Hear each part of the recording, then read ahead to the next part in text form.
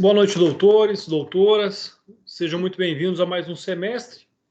Estou aqui extremamente feliz, por estar com vocês aqui. É muito bom quando a gente acompanha os alunos aí até o fim, Eu não tive o prazer de acompanhá-los nos primeiros semestres, mas eu tenho o prazer de acompanhá-los aqui nessa reta final do curso de Direito. Então, professor, pessoal, é extremamente feliz de estar aqui com vocês. É muito bom quando a gente está com uma turma que já conhece, uma turma que já gosta, uma turma aí que já tem uma certa familiaridade, Vocês me conhecem, eu conheço vocês, e aí então nós dispensamos apresentações. Pessoal, dando início então aí a nossa aula de hoje, ao nosso semestre, vou compartilhar com vocês aqui o nosso plano de aula, nosso plano de ensino, para que eu possa explicar um pouquinho aquilo que nós vamos ver durante o semestre, pessoal. Nós estamos aí, então, com o Direito Processual Penal 4. Adriana, confirma para mim se vocês estão vendo bem. Sim, doutor, vendo bem. Maravilha, muito obrigado. Pessoal, com relação à nossa ementa, então, A ementa é um resumo daquilo que nós vamos estar estudando aí esse semestre. Então, são recursos, a revisão criminal, habeas corpus, relações jurisdicionais com autoridades estrangeiras. Então, esse é o conteúdo. O plano de ensino já está disponibilizado para vocês lá no Moodle, como também já está disponibilizado para vocês, a matéria da aula, os slides aí da nossa primeira aula, tá? Então, esses slides provavelmente vai dar aí para umas 2 semanas, e aí, como de costume, eu vou postando para vocês os slides lá no Moodle, Como sempre, as nossas aulas serão gravadas e estarão disponíveis lá no meu canal do YouTube, para que vocês possam rever as aulas sempre quando vocês quiserem, sempre quando vocês sentirem necessidade. Vamos aqui já compartilhar a nossa aula, vamos iniciar o nosso conteúdo.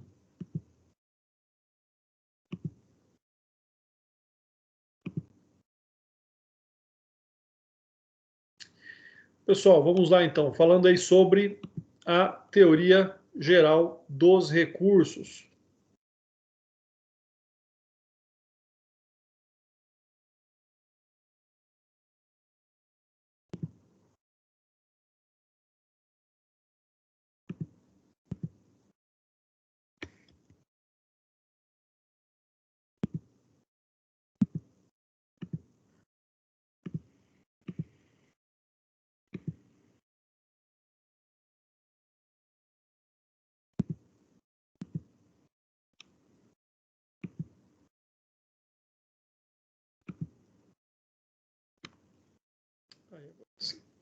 Pessoal, então, falando de recursos, é algo bastante interessante. Por que é interessante falar dos recursos? Porque nós, como seres humanos, somos inconformados por natureza.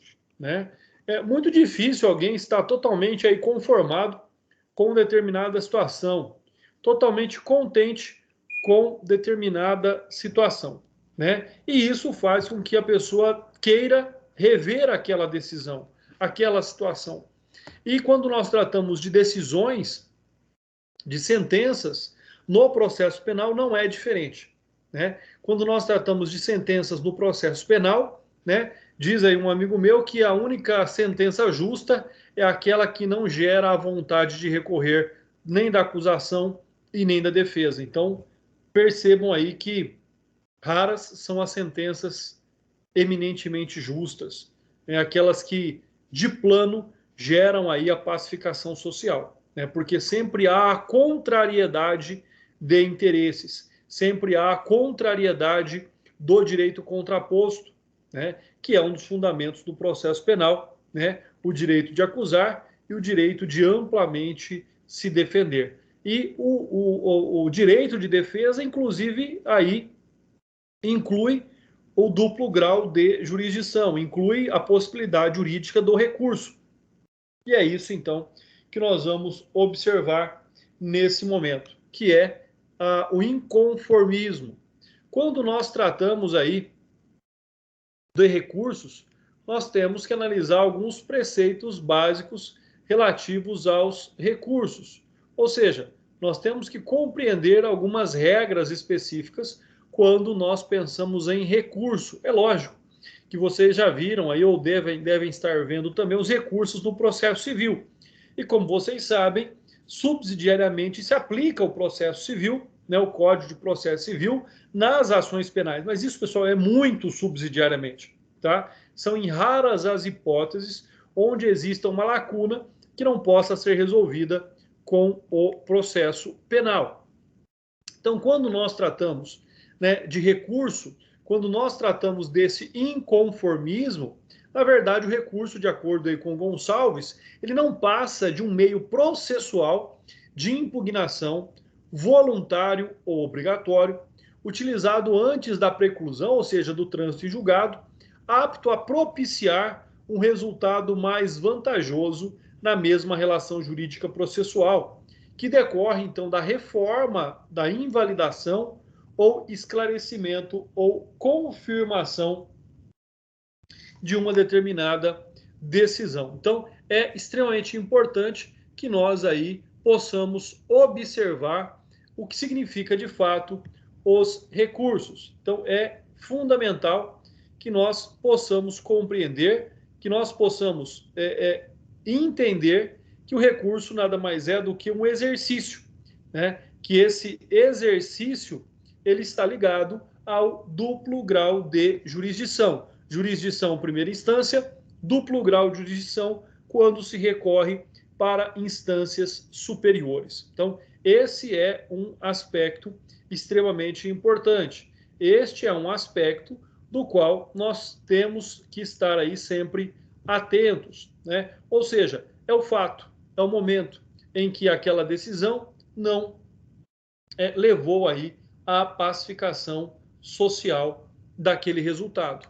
Né? O que se espera de um processo penal é o resultado, é uma decisão, né? Já que o juiz ele está numa condição ali equidistante das partes e ele deve ser provocado, ele não age de ofício, né? Então o que se pleiteia é uma decisão, que seja uma decisão absolutória ou seja uma decisão condenatória, mas o juiz tem que decidir. E isso é o que gera, é essa decisão que vai gerar o inconformismo. Aquela parte que não concorda, seja com todo ou com parte do teor daquela decisão, ela pode recorrer. Então, por exemplo, eu posso não concordar com um tópico da decisão, com um tópico da sentença, e recorre-se somente com relação àquele tópico.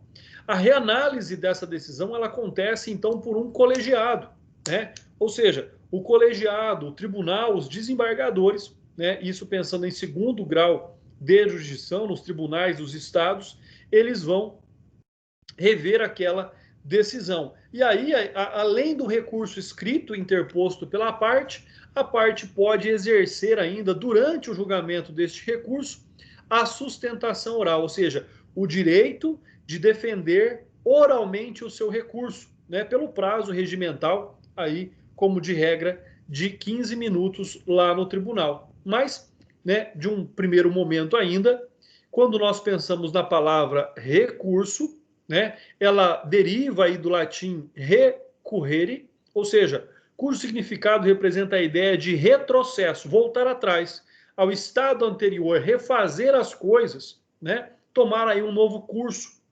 voltar ao caminho percorrido. E então, nesse sentido, processualmente falando, já que esse aqui é o nosso objetivo, quando se recorre de uma decisão, o que se busca é o retorno ao ponto gerador do conflito. Então, ou seja, aquele ponto que gera ali a contrariedade é onde se busca a reanálise dele.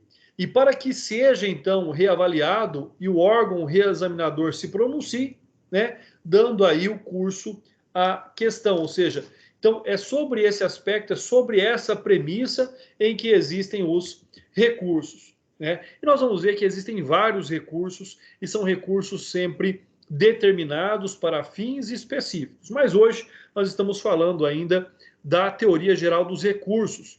Pessoal, um outro aspecto importante, manifestem sempre que for necessário. Liguem os microfones, escrevam no chat, tá? Eu vou acompanhando. Não levem dúvidas, não fiquem com dúvidas, né? Eu vou depois postar para vocês o link de uma palestra que eu assisti hoje do Mário Sérgio Cortella, onde ele fala sobre o aprender, né? E com certeza, onde não há dúvidas, o aprender não está ali cumprindo a sua função. Então a dúvida ela é inerente a todos nós e nós sempre temos dúvidas sobre aquilo que ainda não sabemos. Bom, vamos continuar. Quando nós ainda tratamos aqui dos recursos, né, nós temos aí algo extremamente importante. Ou seja, nós podemos compreender o recurso sobre um sentido amplo e nós podemos compreender o recurso sobre um sentido estrito. Ou seja, né, sobre um sentido amplo é considerado como um remédio, uma proteção legal a qualquer que seja. Já no sentido estrito, é um meio específico de impugnação de uma decisão. Por isso que eu disse que existem recursos diferentes, porque existe recursos específicos para impugnação de decisões específicas, ou seja, decisões de mérito, decisões interlocutórias. Então, existem recursos específicos para decisões distintas. E em momentos distintos do processo também, aqui para ficar mais claro. Quando falamos ainda mais sobre o recurso em sentido amplo, né, ele é aquela regra geral para que a pessoa simplesmente exerça aquilo que comumente nós chamamos de jus esperniente ou esperniante, né, que é o direito de espernear, é o direito de se contrapor, é o direito, logicamente que você não vai colocar esse termo numa petição, né, jus esperniente, mas é o direito de você não concordar. É o direito de você impugnar aquilo que você acha que não foi correto. É o direito da parte contrapor-se a uma decisão. Não é obrigado, né? Como nós já vimos, o recurso tanto pode ser obrigatório como pode ser facultativo. Via de regra, os recursos são facultativos. Ou seja, o Ministério Público não é obrigado a recorrer. A parte não é obrigada a recorrer. Em algumas hipóteses, raras as hipóteses, mas elas existem, o próprio juiz tem que recorrer de ofício da sua decisão. Então, ou seja, nós temos três situações. As partes não são obrigadas a recorrer, ou seja, Ministério Público e acusado não são obrigadas a recorrer. O juiz, em raras hipóteses, ele tem que recorrer da sua própria decisão. André, parece estranho ele recorrer de algo que ele decidiu. Na verdade, não seria um recurso, né? Chama-se de recurso de ofício, mas ele encaminha a instância superior para confirmação daquela decisão, né? Então, na verdade, seria ali essa confirmação. Olha, eu decidi dessa forma, estou mandando para vocês confirmarem a minha decisão, né? E isso é chamado recurso de ofício, tá? Já no sentido estrito, aí é diferente. Não é simplesmente este remédio, essa proteção, essa contrariedade, esse inconformismo no sentido mais amplo, né? Quando nós tratamos no sentido estrito, é a vontade da parte em mudar aquela decisão. É a vontade da parte em reanalisar aquele ponto de discordância, né? E isso é o que traz para nós, então, essa garantia de que as decisões não serão impostas a qualquer modo, né? E que a decisão monocrática do juiz, ela poderá, se assim desejar a parte, ser confirmada ou reformada pela instância superior, né? Lembrando que, em razão das decisões, nós temos, né, segunda instância como Tribunal de Justiça do Estado, né, e terceira instância, nós temos o STJ e nós temos o STF e mais. Não são todos os recursos que chegam ao STF, até porque cada recurso tem um motivo e somente chega ao STF questões relativas às garantias e à lei de forma constitucional, né? As leis ordinárias, elas são analisadas e elas são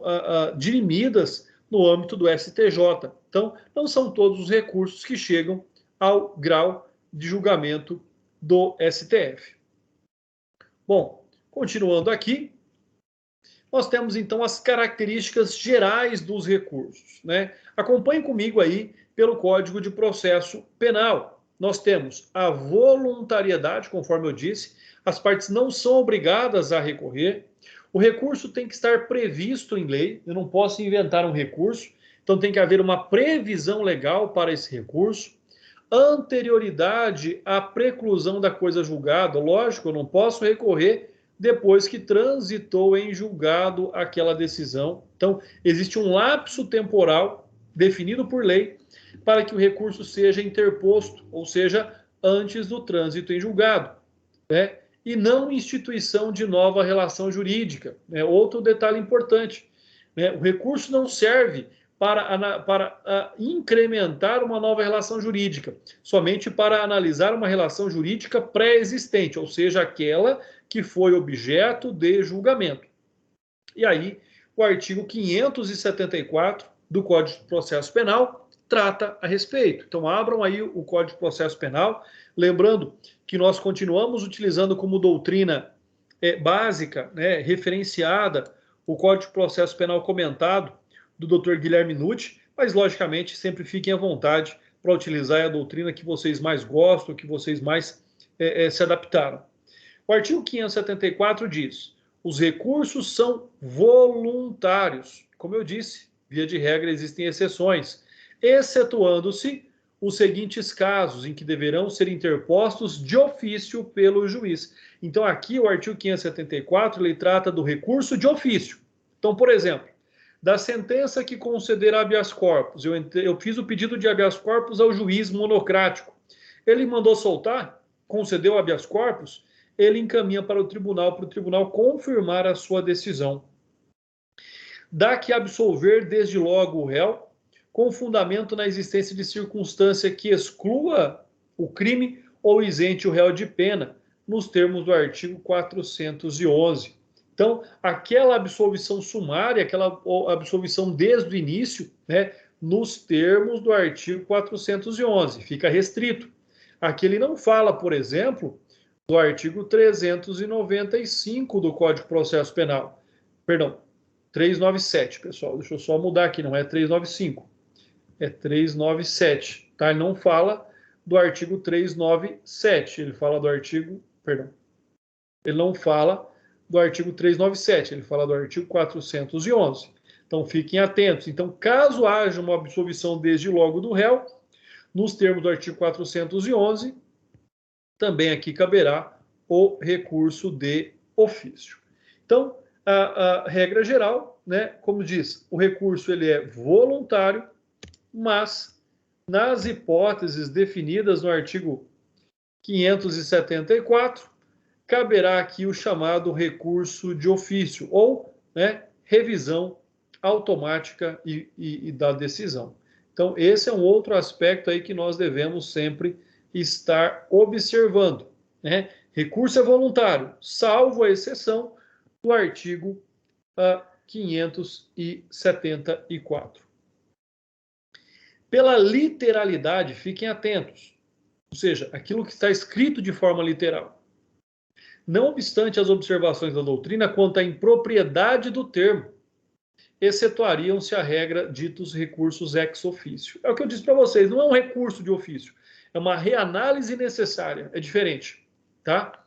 Ele não pode recorrer da própria decisão, mas ele pode requerer uma reanálise, ele pode pedir uma confirmação da sua decisão. Então, o termo recurso de ofício ou recurso ex officio não é o termo mais adequado quando nós tratamos das hipóteses do artigo 574. Então, não é essa hipótese da qual nós aí observamos. A previsão legal é lógico que ela existe, né? E tem aí o cabimento de um recurso que deve estar previsto em lei. Esse está previsto em lei. Anterioridade ou coisa julgada. É lógico que eu não posso recorrer depois que transitou em julgado. Quem perde o prazo, perde o direito. E na mesma relação jurídica que se originou a decisão recorrida. Ou seja, não será criada outra relação jurídica. Só se vai analisar o ponto de divergência apontado no recurso. Não se cria mais nada, né? Não se inova além dos termos do recurso. Então, o recurso eles têm que estar nos termos dos pedidos do processo, tá? O recurso tem que estar nos termos da acusação, nos termos da defesa, e o recurso deve apontar quais são os objetos, qual é o objeto em que se busca ali a reforma. Então, por isso que quando nós analisamos aí esse direito recursal, é onde nós observamos essas características. Quais são os fundamentos legais do recurso? Logicamente que a fonte, né, da nossa legislação é a Constituição Federal, e ela, então, no seu artigo 5º, no seu inciso 55, estabelece que os litigantes, voltando aqui, os litigantes em processo judicial ou administrativo, olhem, fiquem atentos a isso, e aos acusados, em geral, são assegurados o contraditório e a ampla defesa, com os meios e recursos a ela inerentes. Então, por previsão legal, né, por previsão do próprio dispositivo legal, a Constituição Federal garante aí, tanto em processo judicial como em processo administrativo, o recurso. Tá? Então, esse é um aspecto extremamente importante. Né? Ninguém é obrigado a se conformar, e no Brasil nós não temos hipóteses que proíbem o recurso, né, de uma determinada decisão. É lógico que vai chegar um momento que o recurso vai se esgotar, né? Vai chegar um momento que não cabe recurso, mas não quer dizer que a pessoa nunca pôde ter recorrido. Não é essa a situação, tá? Então, percebam essa questão. O recurso é um direito de todos, mas ele não é infinito, né? Essa é uma grande crítica que se faz ao sistema processual penal, de que existem muitos recursos, mas eles findam. Chega uma hora que não cabe mais recurso. Chega uma hora que todos os pontos de divergência e todas as hipóteses legais previstas em lei, elas se esgotam, né? Busca-se aí uma reforma até mesmo com base na diminuição dos recursos, né? Que nós tivéssemos menos oportunidade de nos contrapor a determinadas decisões, né? Mas, logicamente, que o recurso é uma garantia, até mesmo porque também se está esculpido na Constituição Federal a inocência, né?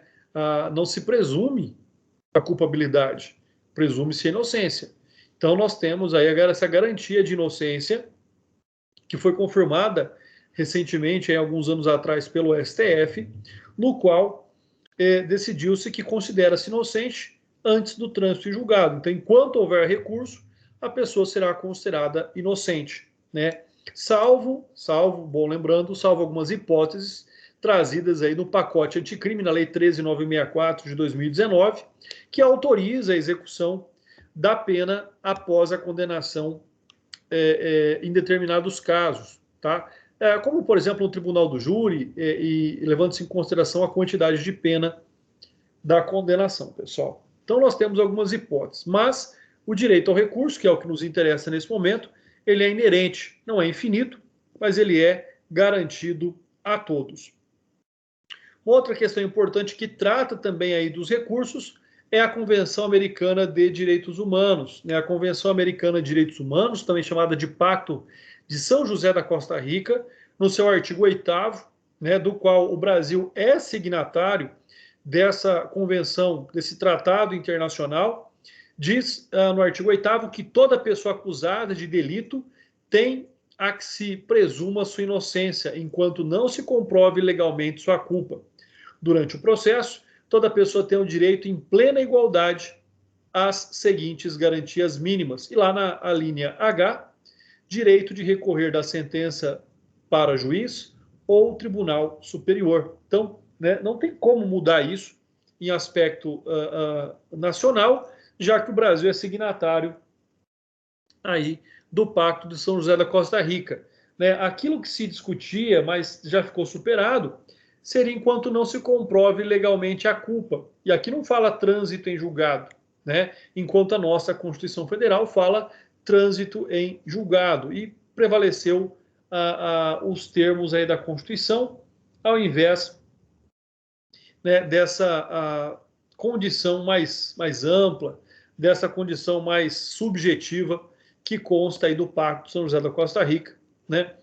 No artigo 8º, tópico 2, a linha H. Então, é extremamente importante que nós aí observemos essas questões, tá? Pessoal, continuando, vamos aí dando sequência aos nossos estudos.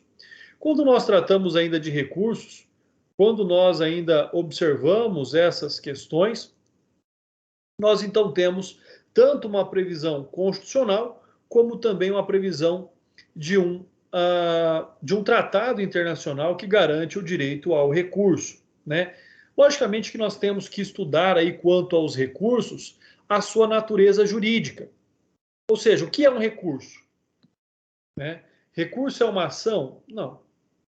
Recurso tem finalidade própria? Tem, claro que tem, né? Então, ou seja, quando nós tratamos dos recursos,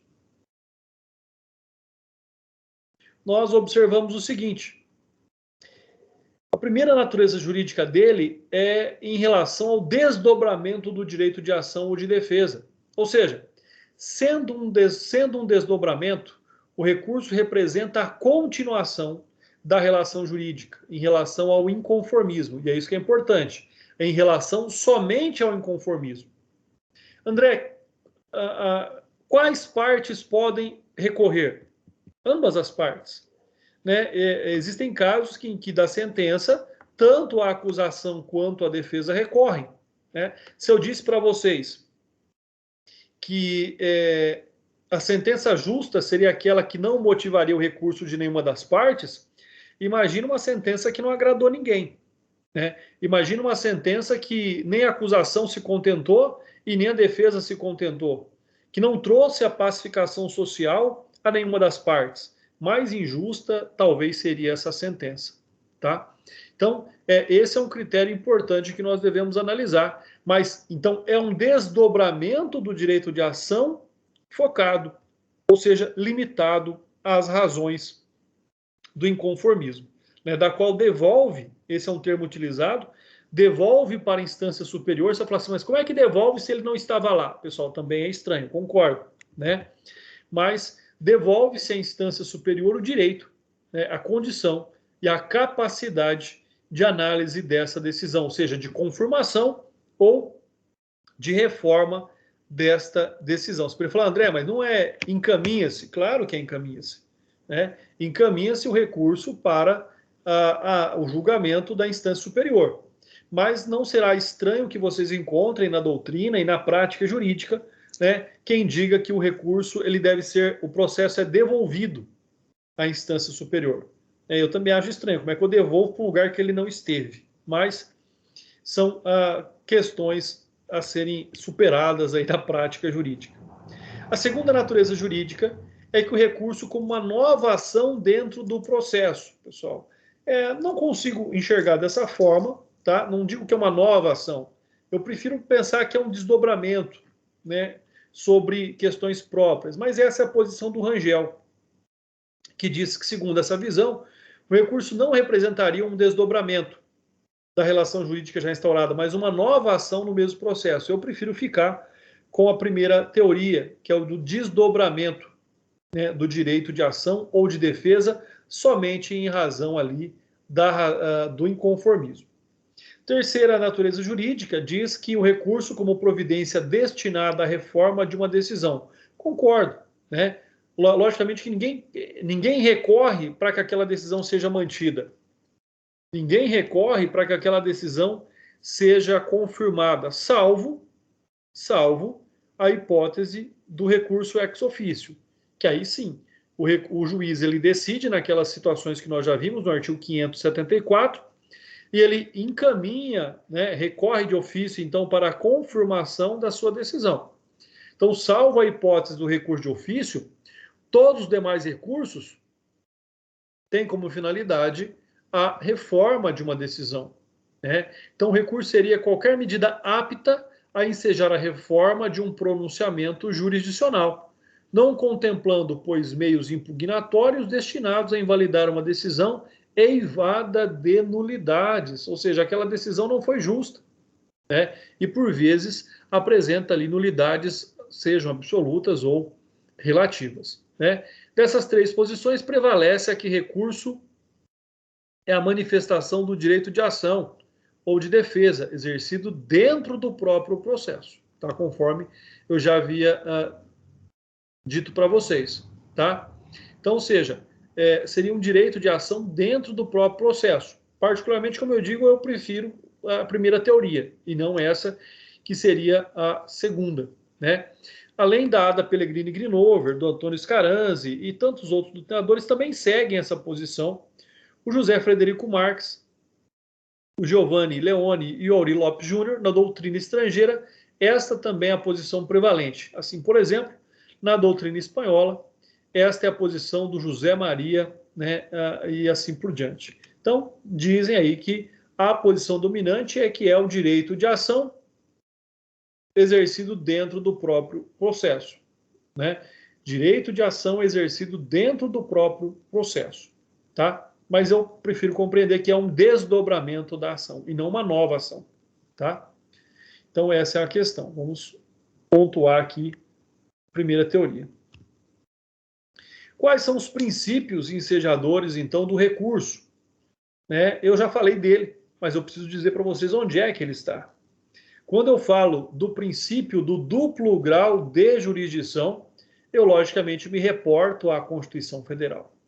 A Constituição Federal, lá no seu artigo 5º, inciso 55, conforme nós já vimos anteriormente, vem dizer: aos litigantes em processo judicial ou administrativo e aos acusados em geral são assegurados o contraditório, a ampla defesa e os meios de recurso. Então, é aí que está descrito o princípio do duplo grau de jurisdição. Então, essa garantia é uma garantia de que não hajam julgamentos arbitrários. Essa é uma garantia de que não hajam julgamentos contrários à lei, contrários às provas dos autos. É fundamental que nós possamos compreender aquilo que esse princípio trata, porque tanto o princípio do contraditório quanto da ampla defesa, eles estão aí também alicerçados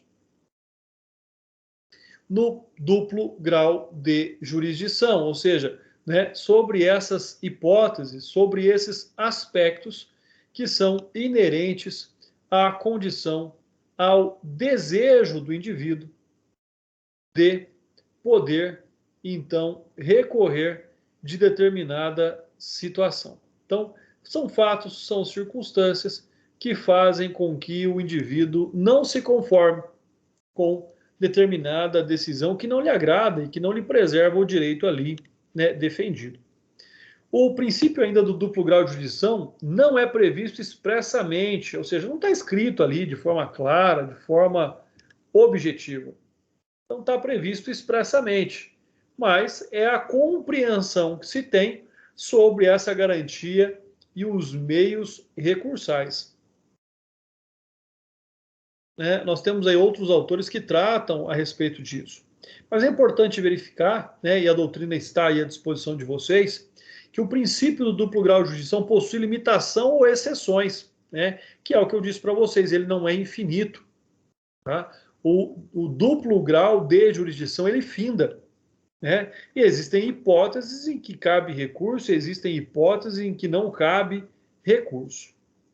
E aí fica também o RHC, né, do Rio de Janeiro, para que vocês possam aí ler essa posição do STF, dizendo, olha, tudo tem um fim, inclusive nas hipóteses de foro por prerrogativa de função.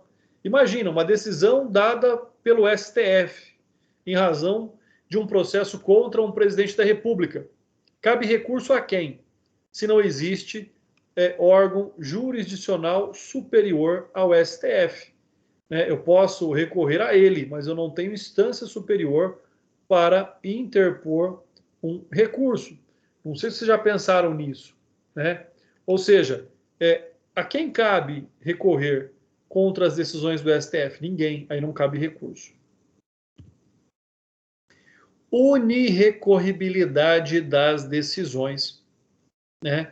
Ou seja, o que é que nós temos a respeito disso? Também são conhecidos como o princípio da singularidade ou da unicidade.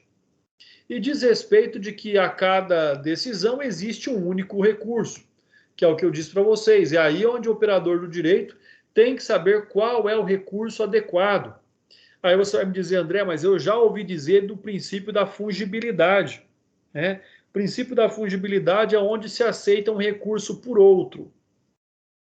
Em algumas hipóteses ele funciona, ele serve ali de muleta, ele quebra um galho, né?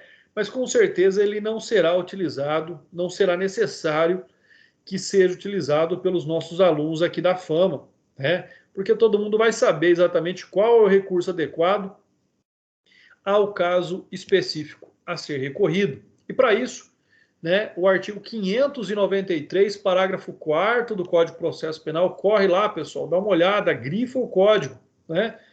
Livro sem rabisco, livro sem anotação é livro não lido. Ao dispor sobre a não possibilidade de manejo de recurso em sentido estrito quando cabível apelação. Olha aí, uma coisa é recurso em sentido estrito, nós vamos ver daqui a pouco no artigo 581, e outra coisa é recurso de apelação, a cada qual existem hipóteses específicas. Parágrafo 4º. Quando cabível apelação, não poderá ser usado rese, ainda que somente de parte da decisão é que se recorra. Não importa, né? Não importa se eu estou recorrendo na totalidade, não importa se está se recorrendo de um ponto específico da decisão combatida. O que importa é que para cada decisão, para cada hipótese, existe apenas um recurso, né? Existe a previsão legal do recurso. Então, esse é um aspecto extremamente importante, tá? Esse é um aspecto do qual nós temos aí que observar. E aí nós temos uma outra questão também, onde o advogado ele tem que saber manejar, pessoal.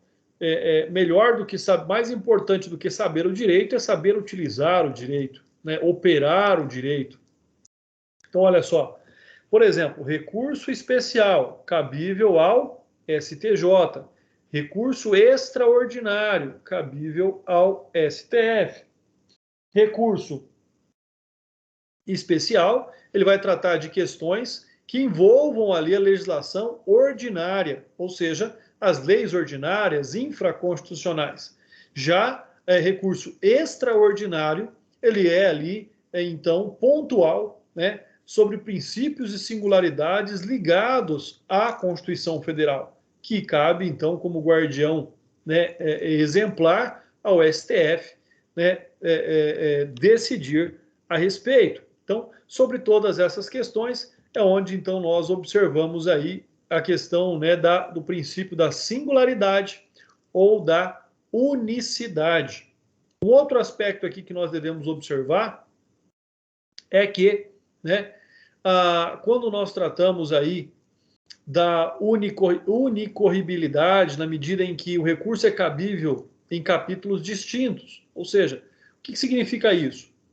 Significa dizer em que nós temos recursos para decisões de mérito, nós temos recursos para decisões interlocutórias, ou seja, recursos que são específicos para decisões que não colocaram fim ao processo.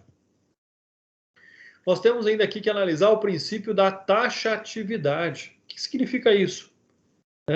Alguns doutrinadores apontam como o princípio da correspondência.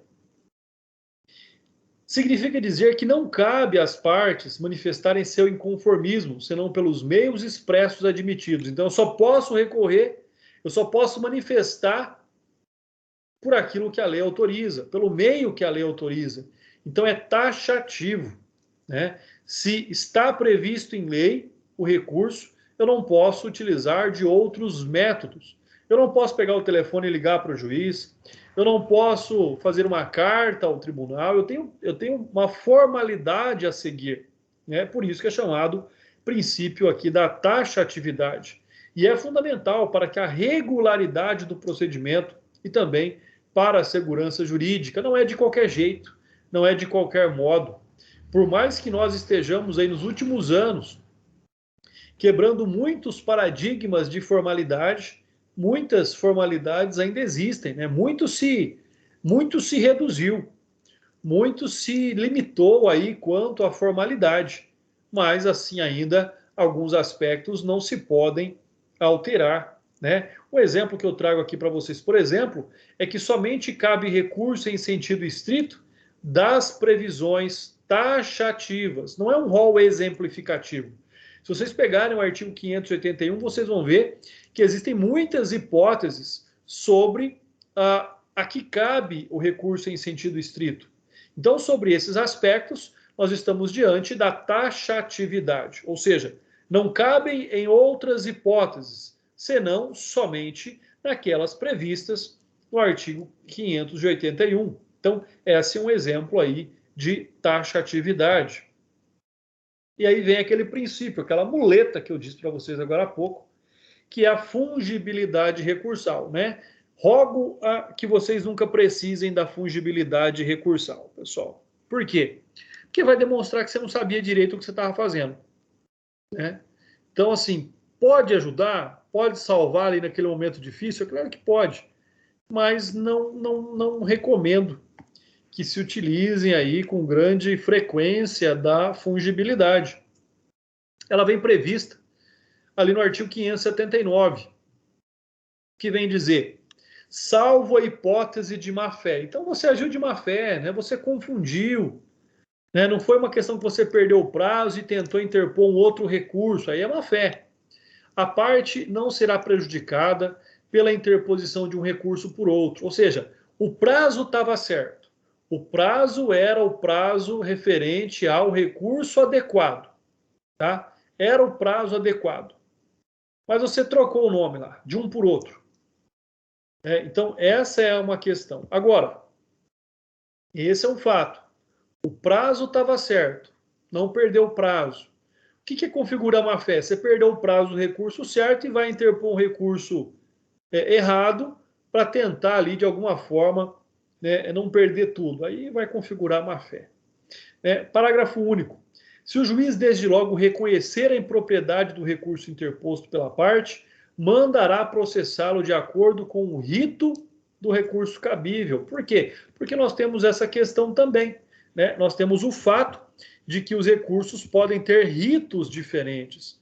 Nós temos o fato de que os recursos podem ter modos próprios de tramitação e julgamento.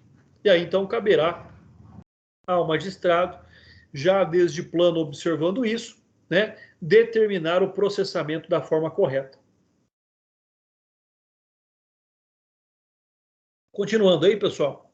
Então, o princípio da fungibilidade é bom não precisar, mas se precisar, que não seja de má-fé, né? A doutrina entende aí que a ausência de má-fé, ela se consubstancia no manejo, que eu acabei de falar para vocês, manejo do recurso dentro do prazo referente ao recurso adequado, tá?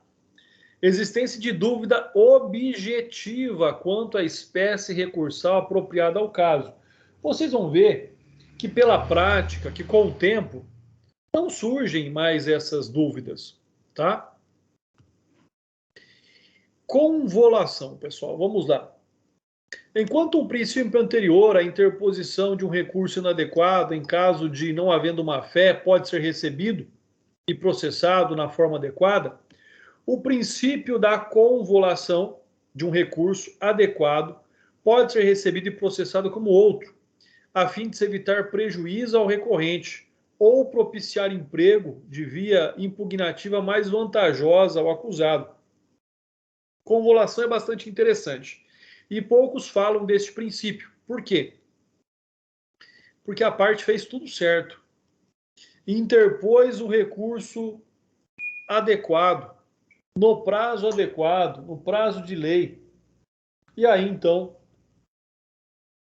pode o juiz compreender que havia ali uma possibilidade mais vantajosa se fosse interposto recurso de outra espécie. E o próprio juiz, então, pode determinar dessa forma. Não é comum acontecer. Já aviso vocês que na prática nunca vi isso acontecer. Mas existe a previsão legal para tanto, tá?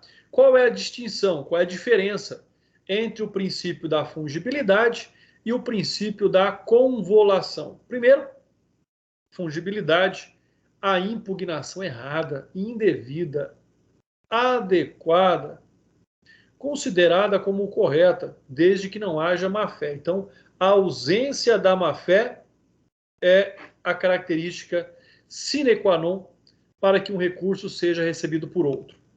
Convolução, impugnação correta, devida, mas foi da forma inadequada. Olha só, essa é a diferença. Indevida, mas adequada. Devida, mas inadequada. Ou seja, o que é que nós temos a respeito? Tomada por outra mais vantajosa, tá? Então, convolução estava tudo certo, mas ainda existe uma forma melhor. No caso da fungibilidade, forma errada, mas não traria nenhum prejuízo ao recorrente. É o que ocorre na hipótese em que, após o recolhimento do recurso, o recolhimento do acusado à prisão em virtude do trânsito em julgado da sentença penal condenatória, seu advogado ingresse com revisão criminal, pleiteando o reconhecimento de nulidade absoluta do processo ab início, pelo fato do decreto condenatório ter sido proferido pelo juiz absolutamente incompetente. Então não cabe, não é que está errado entrar com uma revisão criminal, né? Mas nessa hipótese, o tribunal competente conheça a revisão criminal como se fosse um HC, já que existe uma nulidade, existe ali a alegação de uma nulidade absoluta. Olha só, nulidade absoluta. Se é uma nulidade absoluta, aquele processo não produz nenhum efeito jurídico. Se não produz nenhum efeito jurídico, cabe o habeas corpus. Né? Por quê? Porque eu estou diante de um direito líquido e certo. E por quê? Porque o habeas corpus ele produz uma maior agilidade do que a revisão criminal, o que vai gerar uma maior vantagem ao recorrente, à parte. Então, esse que é um outro aspecto importante. Nós temos ainda aqui a disponibilidade. Né? Quando nós tratamos da disponibilidade, nós estamos aí falando da renúncia, nós estamos falando da desistência. Então, olha só, pessoal, olha como é interessante isso. Se o Ministério Público recorre, ele não pode desistir. Não cabe ele dispor, não é um direito disponível para ele, tá? Se o recurso é da parte, é do condenado, ele pode desistir do seu recurso, porque para ele é um direito disponível. E é o que diz o artigo 576 do Código de Processo Penal. Ou seja, o Ministério Público não poderá desistir de recurso que haja interposto. Então, depois que o Ministério Público, por exemplo, apresentou a denúncia, conforme vocês já viram anteriormente, em semestres anteriores, ele não pode desistir da renúncia. O que ele pode fazer é pedir absolvição. Assim como nessa hipótese.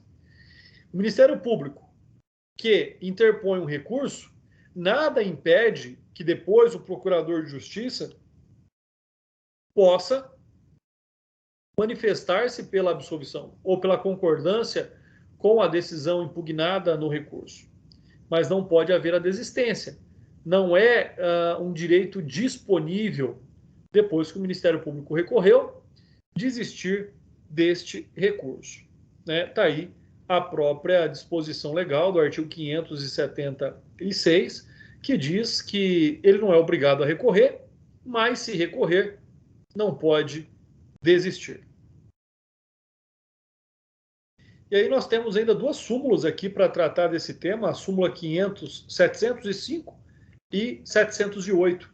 Súmula 705 do Supremo Tribunal Federal, é importante dizer também. A renúncia do réu ao direito de apelação, manifestamente sem assistência do defensor, não impede o conhecimento da apelação por este interposta. Né? Eu recentemente tive uma situação dessa. Saiu a sentença de pronúncia, meu cliente foi pronunciado, então, a ser julgado pelo tribunal do júri. Meu cliente está preso, né? E eu agendei uma visita virtual, um atendimento virtual para ele. E foi marcado para as 10 horas da manhã. Quando eu comecei a falar com ele, ele falou: doutor, o promotor de justiça acabou de falar comigo, antes do senhor, foi marcado às 8 horas para o oficial de justiça. E eu falei para ele que eu não queria recorrer. Ele falou, olha, não tem problema, vou te explicar a situação, se você não quiser recorrer, não tem problema, mas se você quiser recorrer, é agora que você está sendo orientado pelo seu advogado, não tem aquela manifestação sua sem estar acompanhado, orientado pelo seu advogado, não tem validade.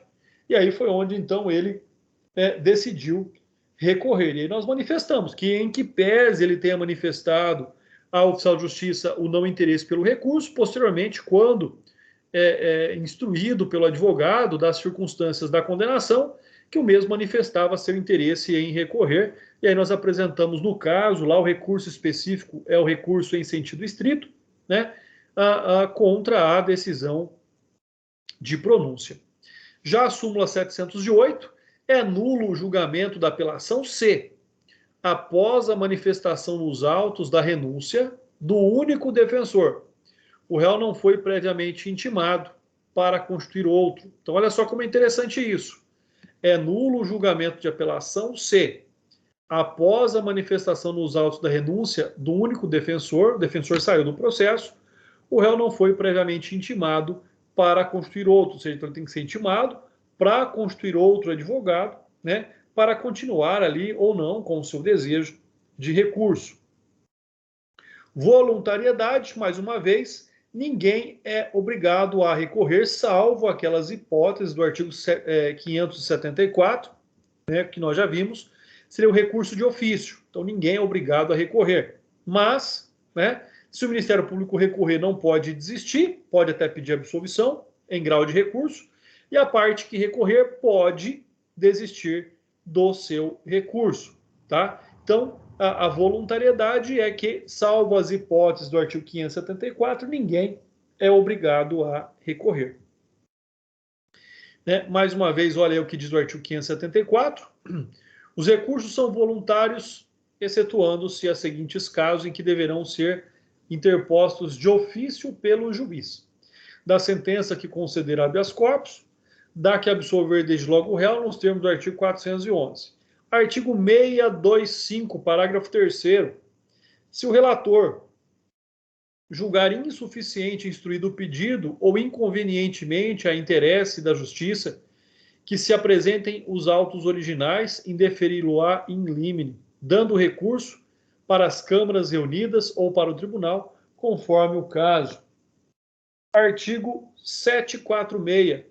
Da decisão que conceder a reabilitação, haverá também recurso de ofício. Então, a reabilitação criminal é uma ação penal, tá? É uma ação penal que garante ao indivíduo cumprir das formalidades legais, aos requisitos legais, né, ocultar os seus antecedentes criminais da sua folha de antecedentes criminais, da sua FA, ou FAC, dependendo do local. Então, nós estamos aí tratando do reexame necessário, né? Como eu já disse para vocês, não é um recurso propriamente dito, é um reexame necessário, tá? Quando o juiz, nos termos ali do 574, recorre de ofício, não é um recurso, ele não está descontente, inconformado com a sua própria decisão, não é isso. Então, é um reexame necessário e não um recurso contra a sua própria decisão, tá? E aí nós temos, então, a súmula 423 do STF, que diz: não transitado em julgado a sentença, por haver omitido o recurso ex officio, que se considera interposto ex lege, né? Então, essa é uma outra hipótese aí que nós devemos observar. Vedação a reformatio impejus, pessoal. Olha que interessante isso, né? Vamos pensar o seguinte: é importante nós observarmos o que diz a vedação da reformatio impejus. Significa dizer que, se alguém recorre, a decisão deste recurso não pode ser para pior. Exemplo: o réu foi condenado a uma pena de 10 anos. O Ministério Público não recorreu. O réu recorreu pedindo a redução de pena só. Não pediu absolvição, pediu a redução de pena. Concorda com a condenação, mas não com o limite da condenação. Ele questiona ali, por exemplo, o sistema trifásico da dosimetria da pena, artigo 59, 61 e 65 do Código Penal. Ou seja, nessas hipóteses, né, o que o tribunal pode fazer? O Ministério Público não recorreu para aumentar a pena. Só o réu recorreu pedindo a redução de pena. Então, nessa hipótese, o tribunal tem duas opções. Mantém a condenação como está ou acata o pedido do réu e reduz a pena. A reformatio império seria só o réu recorre pedindo a redução e o tribunal aumenta a pena. Isso é uma reformatio ou uma reforma para pior. Tá? Agora, vamos pensar numa outra hipótese. O réu foi condenado a 10. Ele recorre pedindo absolvição. E o promotor recorre pedindo aumento de pena. Aí, o tribunal tem dois recursos a analisar. Ele pode concordar com o da defesa, ou com o da acusação, ou simplesmente não concordar com nenhum. E aí, não reformar a sentença de primeiro grau. Tá?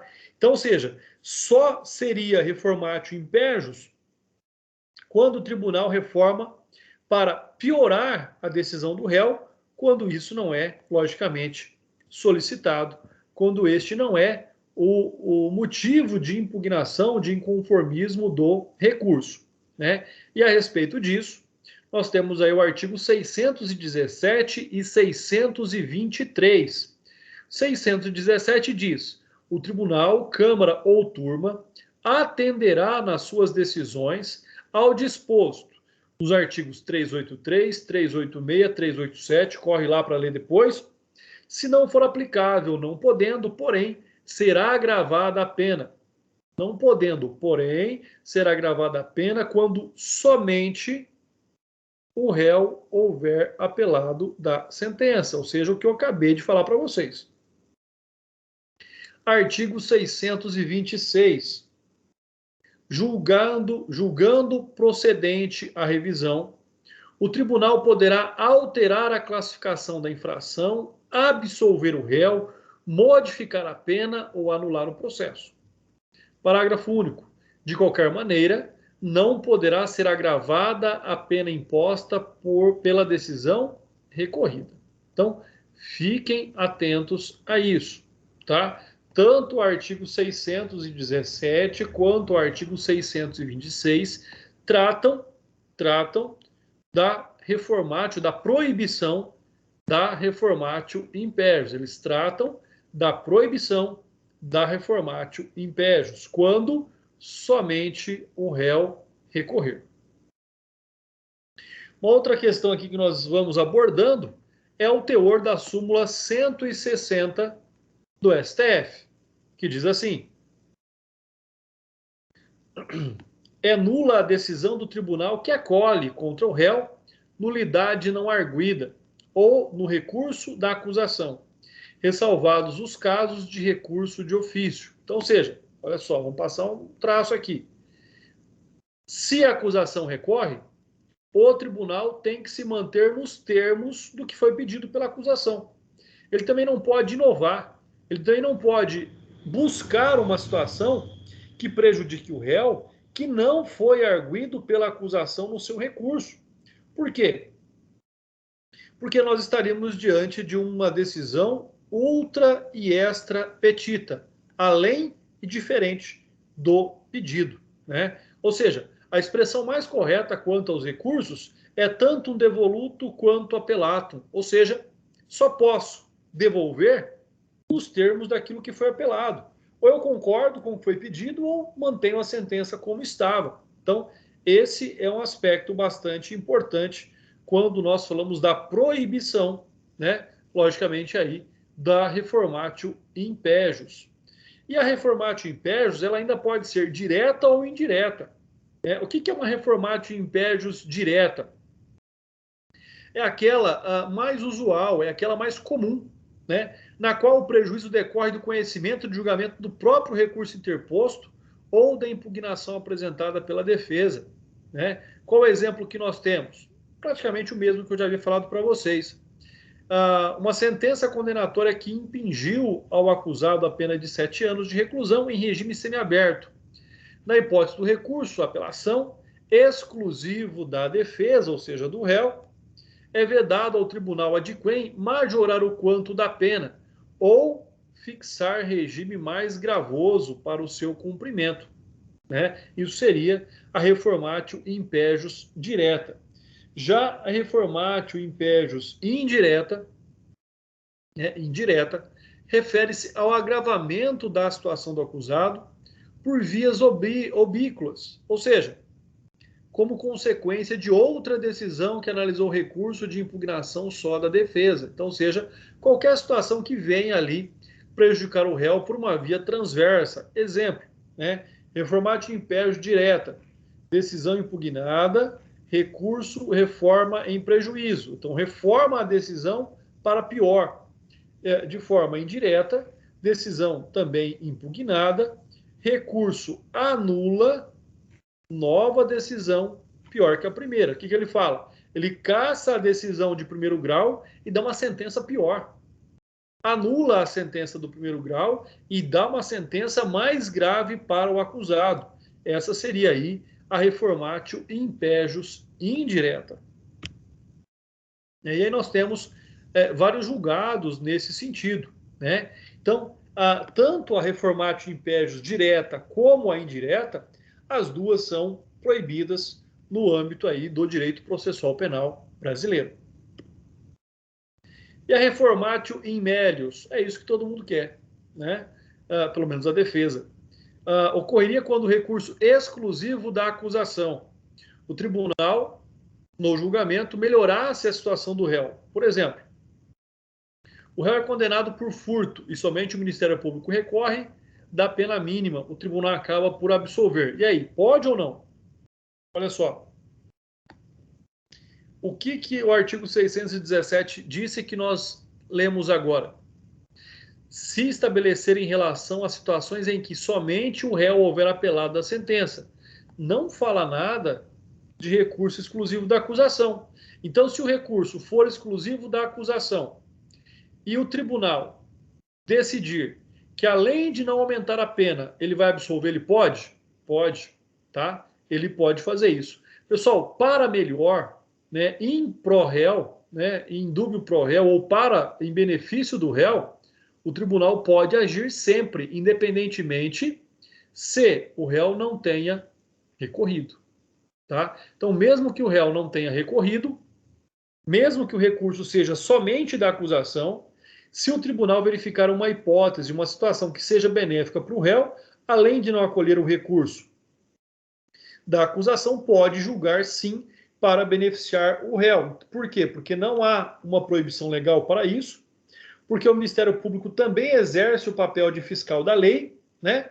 E o princípio do favor rei e da busca da verdade justificam essa reforma, além das regras que nós já vimos referentes ao artigo 617 do Código de Processo Penal, né? Particularmente, eu já vi, sim, isso em grau de recurso, eu já vi o tribunal, o procurador, melhor dizendo, o procurador de justiça, né, em grau de recurso, lá no tribunal, ter um entendimento diferente do promotor de justiça. O promotor pedia a condenação, o relator foi pela absolvição e o procurador de justiça manifestou-se também nesse sentido pela absolvição, pela concordância da absolvição.